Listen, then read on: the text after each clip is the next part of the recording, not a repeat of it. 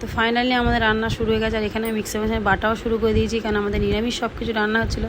তো এখানে ভাত আর দুধ বসানো হয়েছে এখানে পায়েসের জন্য। আর এখানে শাশুড়ি মা আমাদের পনির কাটছে। আর এখানে দেখো সয়াবিনের কাটাকুটি, আলুর দমের কাটাকুটি। তো চলো কী কী রান্না করছি সব কিছু নিয়ে আমি দেবো। আবার যে এখন আমি আমার বাড়িতে এসেছি, আর শাশুড়ি হাতে হাতে রান্নাবান্না সব কিছু যোগাযোগ করছিলাম, ভাবছিলাম করবোই না, কিন্তু জানি না নসিবে কতটা আছে, মানে আমার কপালে কতটা আছে। তো সেই জন্যে হয়ে গেল, করবো না বলেছিলাম, তাও সব কিছু জিনিসটা হয়ে গেল। আর খুবই সুন্দর নর্মালভাবে মানে সবাই রাজি হয়েছে। আর আমার ছেলে মানে কি বলবো, মানে ও সবসময় মানে একটুখানি করি তো ছোটো থেকে, তো ওই জন্য ও ভাবছে মা এবছর করবে না, ও খুব খারাপ লাগছিলো।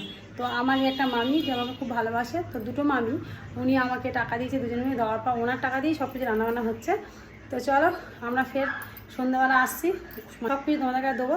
আর আমি এখন ঠাকুরের জোগাড় নিয়ে চলে এসেছি। এই যে আমার ঠাকুরের জন্য দুধ, মিষ্টি, এই যে দুধ, মিষ্টি আর এই ফুল, তো এগুলো নিয়ে চলে এসেছি। আর তারপর আমার ওই বাড়িতে ফের যেতে হবে, এখন আমি চান করে ঠাকুর দেবো।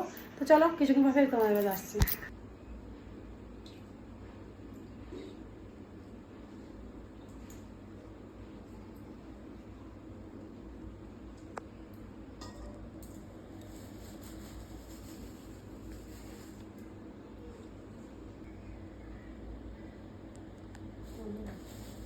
আমার ঠাকুর দেওয়া কমপ্লিট হয়ে গেছে। তো এই যে আমার ঠাকুর থান, তোমরা দেখো আমার ঠাকুর দেওয়া কমপ্লিট হয়ে গেছে। আর এখন আমি বেরোবো আমাদের ওই বাড়ি যেতে। আর আমাদের দুটো বাড়ি, তোমরা হয়তো জানো না। তো এইটা হলো ভাড়া বাড়ি আর ওটা হলো আমার নিজস্ব বাড়ি।